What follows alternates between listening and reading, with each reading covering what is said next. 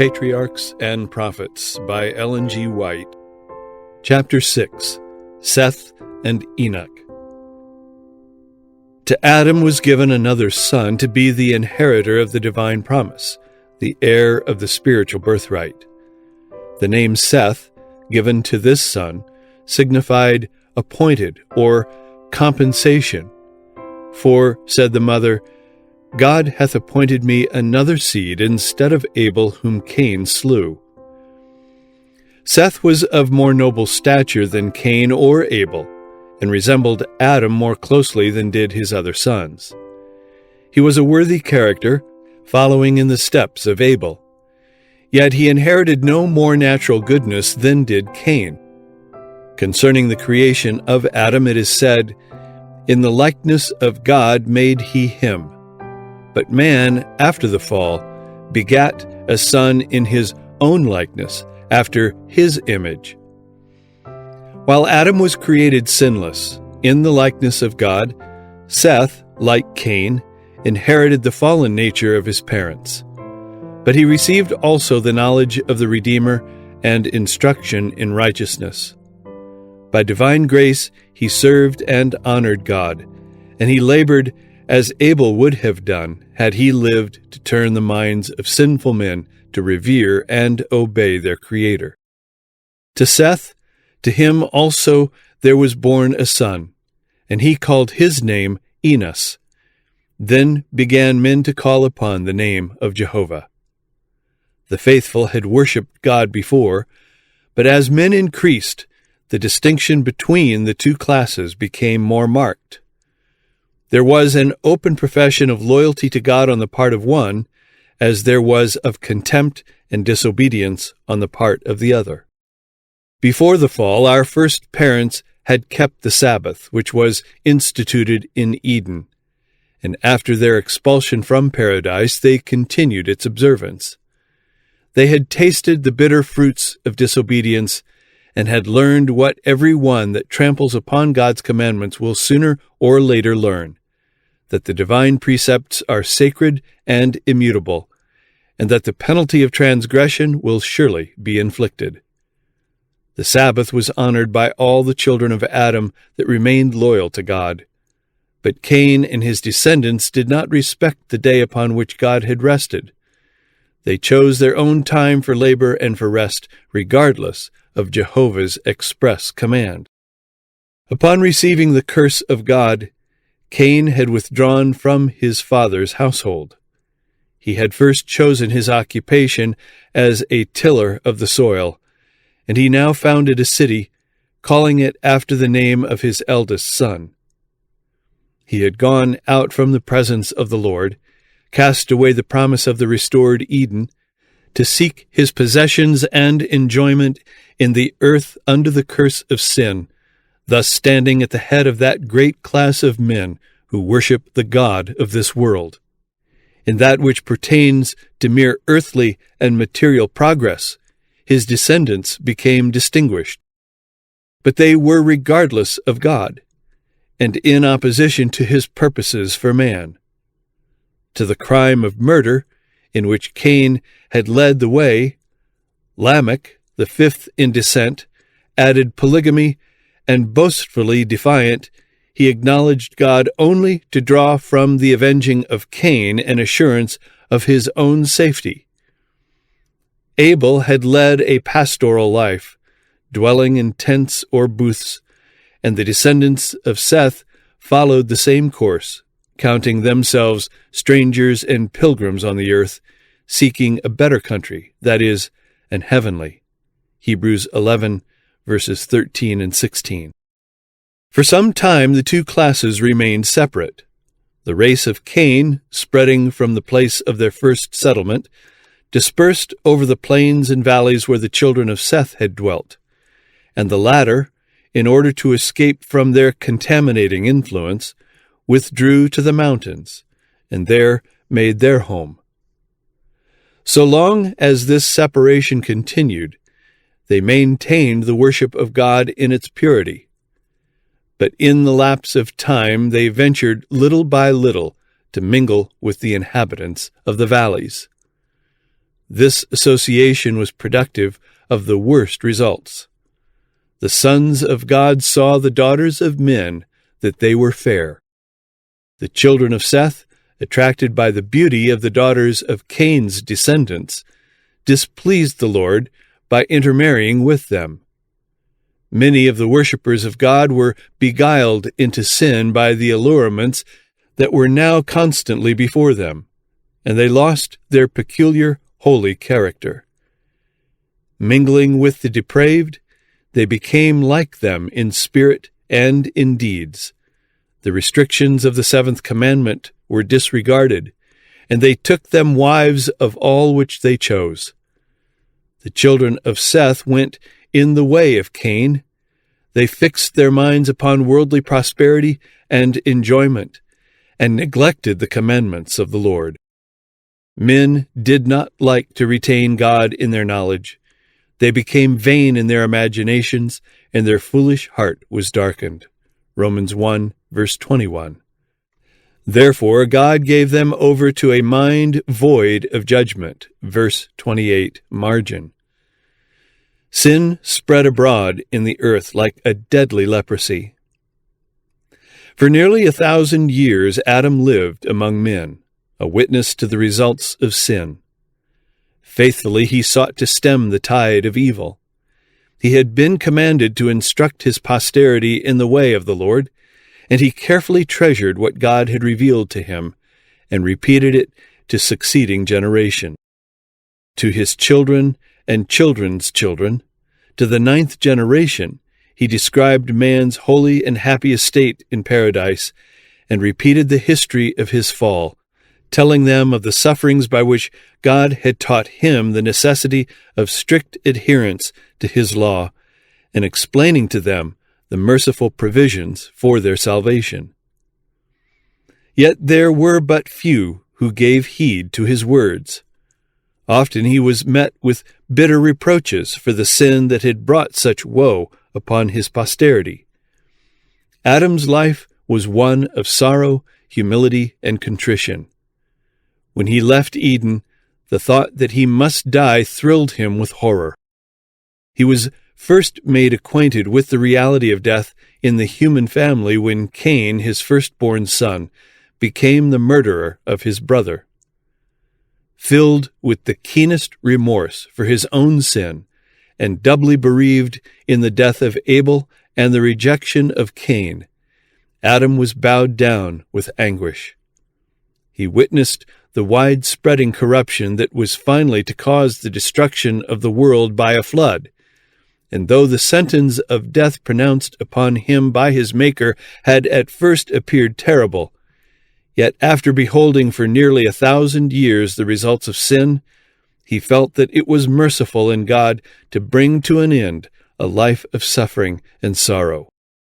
Notwithstanding the wickedness of the antediluvian world, that age was not, as has often been supposed, an era of ignorance and barbarism. The people were granted the opportunity of reaching a high standard of moral and intellectual attainment. They possessed great physical and mental strength, and their advantages for acquiring both religious and scientific knowledge were unrivaled. It is a mistake to suppose that because they lived to a great age, their minds matured late. Their mental powers were early developed, and those who cherished the fear of God and lived in harmony with His will continued to increase in knowledge and wisdom throughout their life.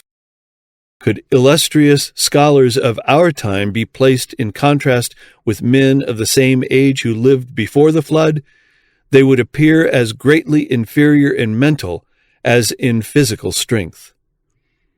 As the years of man have decreased, and his physical strength has diminished, so his mental capacities have lessened.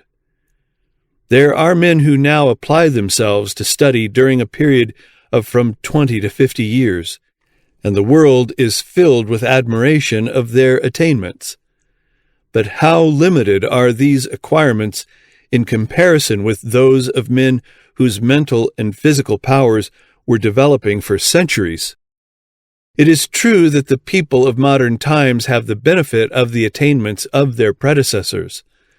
The men of masterly minds who planned and studied and wrote have left their work for those who follow. But even in this respect, and so far as merely human knowledge is concerned, how much greater the advantages of the men of that olden time! They had among them for hundreds of years him who was formed in God's image, whom the Creator himself pronounced good, the man whom God had instructed in all the wisdom pertaining to the material world. Adam had learned from the Creator the history of creation. He himself witnessed the events of 9 centuries, and he imparted his knowledge to his descendants. The antediluvians were without books. They had no written records, but with their great physical and mental vigor, they had strong memories, able to grasp and to retain that which was communicated to them, and in turn to transmit it unimpaired to their posterity. And for hundreds of years there were 7 generations living upon the earth contemporaneously, having the opportunity of consulting together and profiting each by the knowledge and experience of all. The advantages enjoyed by men of that age to gain a knowledge of God through his works have never been equaled since. And so far from being an era of religious darkness, that was an age of great light. All the world had opportunity to receive instruction from Adam, and those who feared the Lord had also Christ and angels for their teachers. And they had a silent witness to the truth in the garden of God, which for so many centuries remained among men. At the cherubim-guarded gate of paradise, the glory of God was revealed, and hither came the first worshippers. Here their altars were reared, and their offerings presented. It was here that Cain and Abel had brought their sacrifices, and God had condescended to communicate with them. Skepticism could not deny the existence of Eden while it stood just in sight, its entrance barred by watching angels. The order of creation, the object of the garden, the history of its 2 trees so closely connected with man's destiny, were undisputed facts. And the existence and supreme authority of God, the obligation of his law, were truths which men were slow to question while Adam was among them. Notwithstanding the prevailing iniquity, there was a line of holy men who, elevated and ennobled by communion with God, lived as in the companionship of heaven. They were men of massive intellect, of wonderful attainments. They had a great and holy mission, to develop a character of righteousness, to teach a lesson of godliness not only to the men of their time, but for future generations. Only a few of the most prominent are mentioned in the Scriptures, but all through the ages God had faithful witnesses, true-hearted worshippers.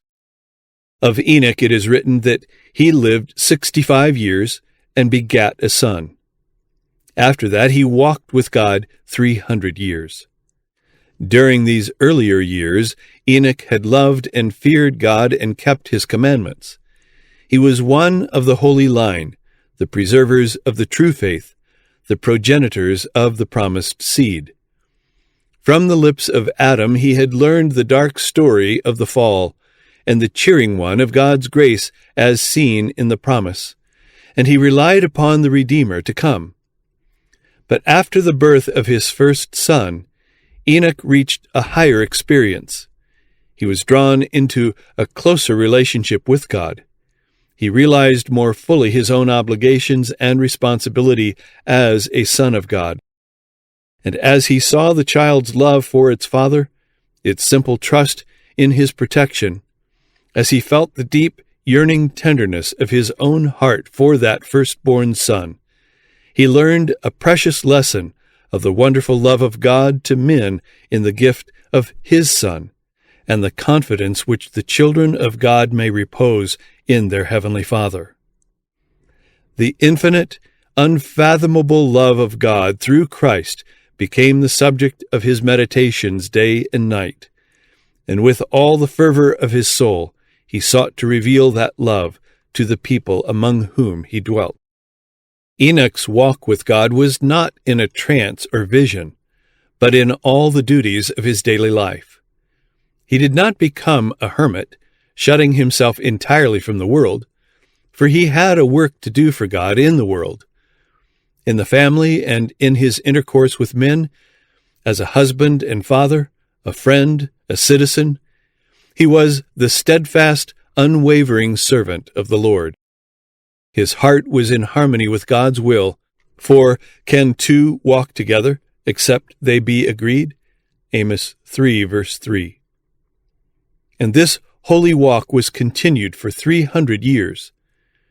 There are few Christians who would not be far more earnest and devoted if they knew that they had but a short time to live, or that the coming of Christ was about to take place. But Enoch's faith waxed the stronger.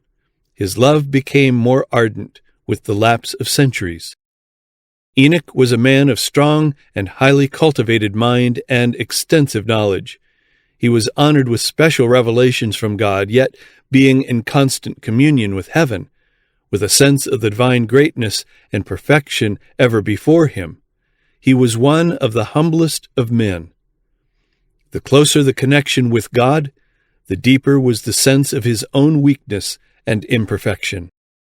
Distressed by the increasing wickedness of the ungodly, and fearing that their infidelity might lessen his reverence for God, Enoch avoided constant association with them, and spent much time in solitude, giving himself to meditation and prayer. Thus he waited before the Lord, seeking a clearer knowledge of his will, that he might perform it. To him, prayer was as the breath of the soul. He lived in the very atmosphere of heaven. Through holy angels, God revealed to Enoch his purpose to destroy the world by a flood, and he also opened more fully to him the plan of redemption. By the spirit of prophecy he carried him down through the generations that should live after the flood, and showed him the great events connected with the second coming of Christ and the end of the world. Enoch had been troubled in regard to the dead. It had seemed to him that the righteous and the wicked would go to the dust together, and that this would be their end. He could not see the life of the just beyond the grave. In prophetic vision he was instructed concerning the death of Christ, and was shown his coming in glory, attended by all the holy angels, to ransom his people from the grave. He also saw the corrupt state of the world when Christ should appear the second time, that there would be a boastful, presumptuous, self-willed generation, denying the only God and the Lord Jesus Christ, trampling upon the law and despising the atonement. He saw the righteous crowned with glory and honor, and the wicked banished from the presence of the Lord and destroyed by fire. Enoch became a preacher of righteousness, making known to the people what God had revealed to him.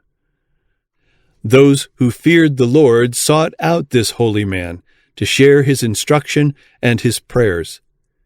He labored publicly also, bearing God's messages to all who would hear the words of warning. His labors were not restricted to the Sethites. In the land where Cain had sought to flee from the divine presence, the prophet of God made known the wonderful scenes that had passed before his vision. "Behold," he declared, "the Lord cometh with 10,000s of his saints to execute judgment upon all, and to convince all that are ungodly among them of all their ungodly deeds." Jude 14 and 15. He was a fearless reprover of sin.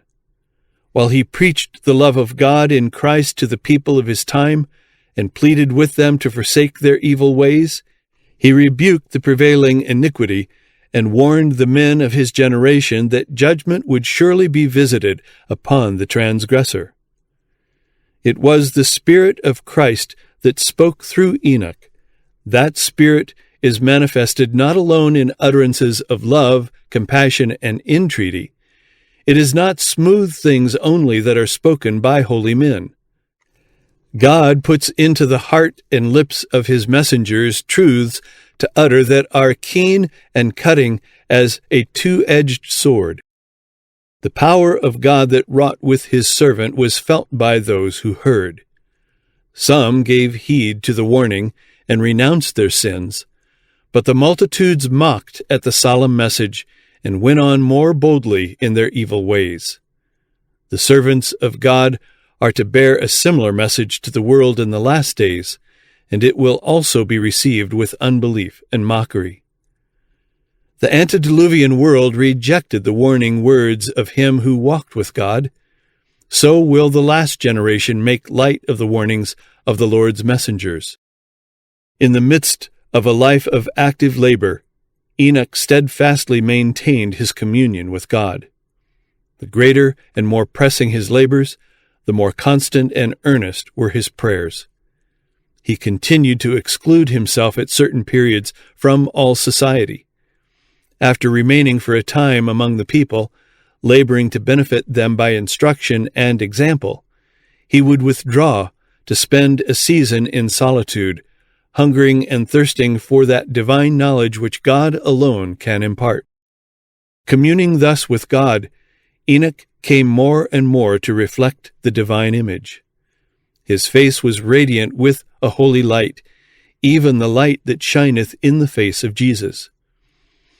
As he came forth from these divine communings, even the ungodly beheld with awe the impress of heaven upon his countenance. The wickedness of men had reached such a height that destruction was pronounced against them. As year after year passed on, deeper and deeper grew the tide of human guilt. Darker and darker gathered the clouds of divine judgment. Yet Enoch, the witness of faith, held on his way, warning, pleading, entreating, striving to turn back the tide of guilt and to stay the bolts of vengeance. Though his warnings were disregarded by a sinful, pleasure-loving people, he had the testimony that God approved, and he continued to battle faithfully against the prevailing evil until God removed him from a world of sin to the pure joys of heaven. The men of that generation had mocked the folly of him who sought not to gather gold or silver or to build up possessions here. But Enoch's heart was upon eternal treasures. He had looked upon the celestial city. He had seen the King in his glory in the midst of Zion. His mind, his heart, his conversation were in heaven.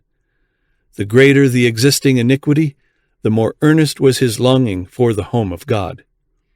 While still on earth, he dwelt by faith in the realms of light. Blessed are the pure in heart, for they shall see God. Matthew 5, verse 8. For 300 years Enoch had been seeking purity of soul, that he might be in harmony with heaven. For 3 centuries he had walked with God. Day by day he had longed for a closer union. Nearer and nearer had grown the communion, until God took him to himself. He had stood at the threshold of the eternal world, only a step between him and the land of the blessed.